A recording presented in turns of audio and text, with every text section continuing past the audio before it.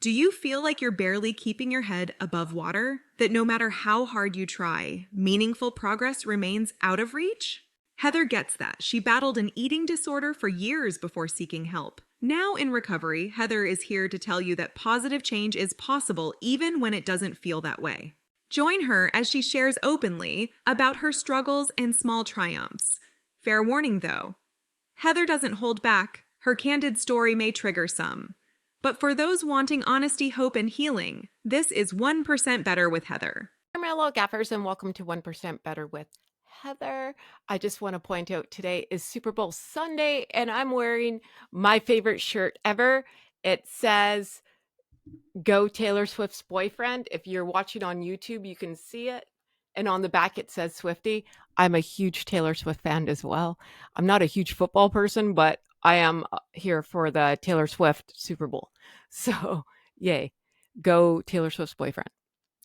On today's episode, I want to talk about alcohol. Now, this won't pertain to everybody, especially the minors, but for the adults out there.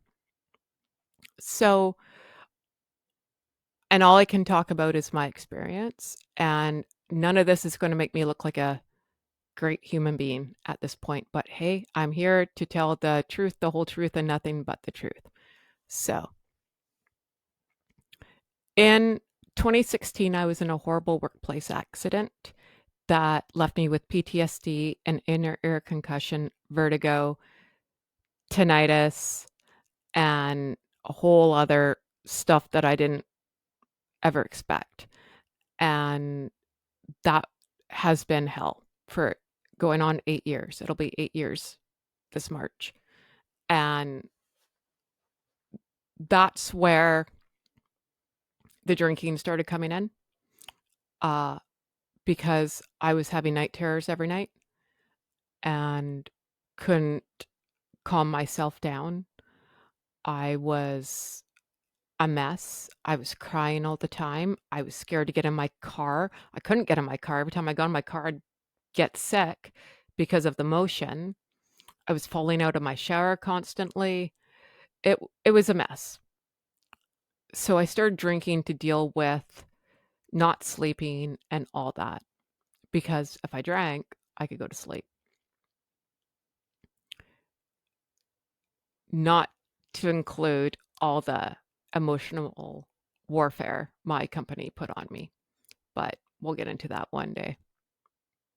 When the eating disorder really started gaining momentum, the drinking got way worse. I would normally just drink on like Saturday night. I was never like a huge partier through the week. That wasn't my thing. I have kids to look after, take them to school, all that. But as the eating disorder started really snowballing, the drinking really, really revved up. Uh, I would drink. I couldn't. Actually, I can't believe how much I did drink for the size that I was, the size of my pinky. I would drink a 40 of gin in 2 days, and I weighed absolutely nothing. Absolutely nothing. It's actually impressive of how much I could take in. Uh, but this started becoming more than just Saturdays.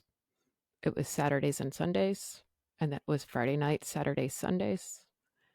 And then it was Wednesday, and then it was like long weekend, so Thursday, Friday, Saturday, Sunday. And it just got to be a mess. I was a mess. And I'm talking about this because I know I'm not the only one going through this. When we are going through our eating disorder and we have slick, our eating disorder voice in our head 24/7, all I was trying to do was turn off the voice.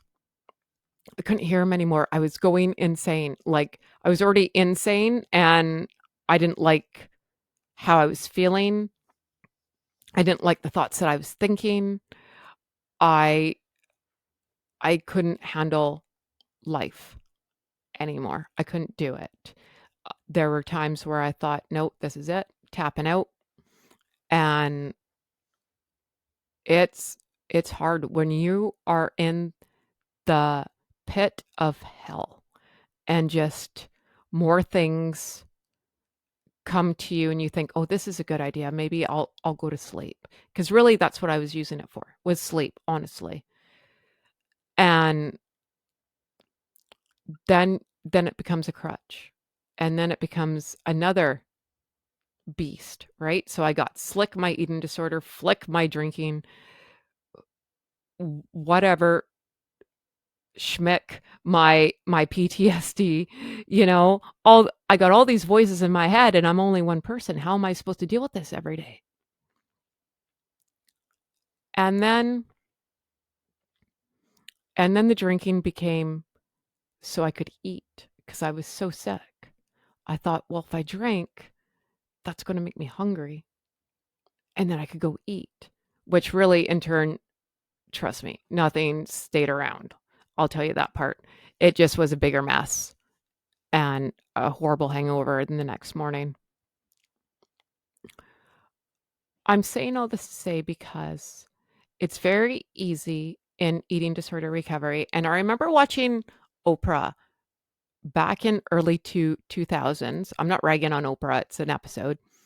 Uh, Carney Wilson was on there, and Carney Wilson's from Wilson Phillips. My generation will know that band. And her dad was Brian Wilson of the Beach Boys.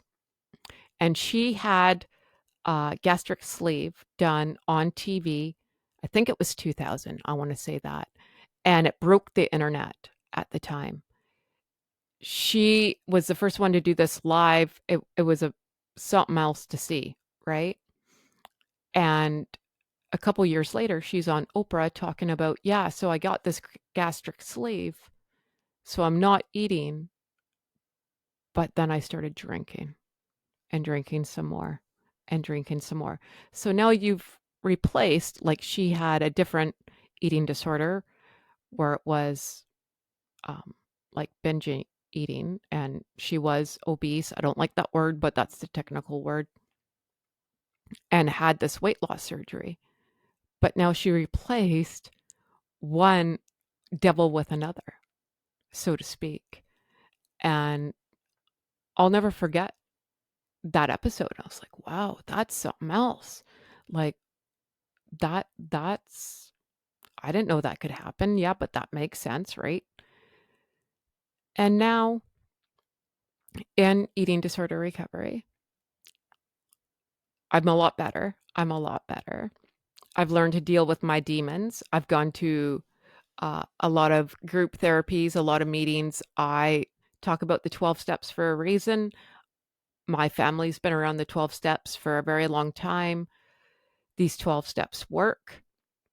That's why this program's been around for 100 years.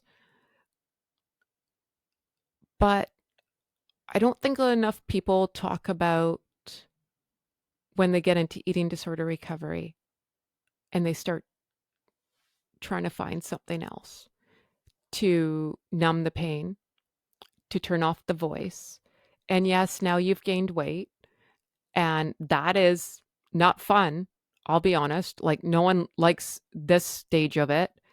And you're hearing horrible things about yourself. Your body dysmorphia is off the map. And maybe you're just doing this to make voices stop. Maybe you're me. Maybe that's your reason. Maybe your reason is now you've turned 21 and you want to go out and party. And now you have a whole nother beast. I'm not saying everyone's going to get a drinking problem. I'm not. But what I am encouraging you to do is really, really keep that in your mind right now, that this could be a very possible problem if we haven't dealt with our demons on the level that we should be. If it's just under the surface and you're just like able to get along to go along, that's not full in recovery. We know this, right? So if you're finding that now, and I'm not against anyone who turns, like it's 19 here in Canada. As soon as you turn 19, 18 on Alberta, you can go party your heart out. Go ahead. That is like rite of passage.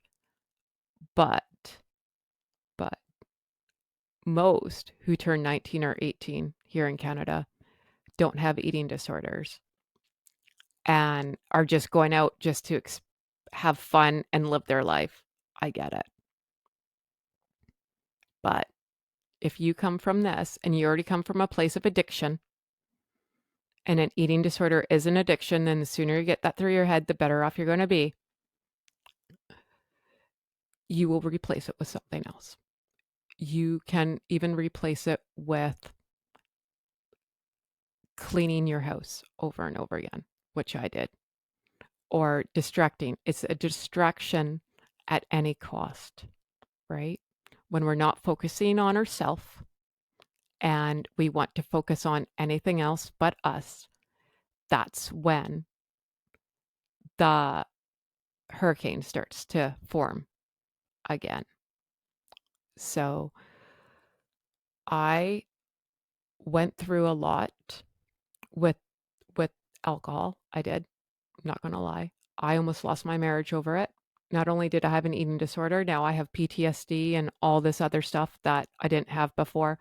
And uh, alcohol to try to numb a pain, which was making everything way worse. Way, way, way, way worse. So I just want my story, hopefully, it makes sense. I know it's kind of a mishmash. I'm trying to piece things together.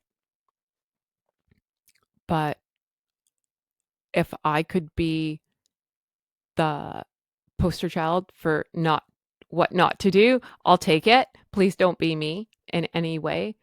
And it's really easy to go down this tube. I'll say that. It's really easy. So I highly encourage you to find someone to talk to and get your feelings out in a healthy way, because alcohol, I've never been into drugs. It's not my thing. Not judging, just not my thing. Are not the answer either. That's just, you're just really opening up Pandora's box at this point. So we're all just here trying to learn and trying to get through this thing we call life in a healthy way. And something someone said to me once, they told me, feelings never hurt anybody. You can feel feelings. Yeah, that's true. Feelings never did hurt anybody. Alcohol did, drugs did, and eating disorder did, but not feelings. 1% better every day. Take care of you. That's all for this episode of 1% Better. To continue the conversation, head over to our website at www.1percentbetter.ca, where you can access more stories and resources.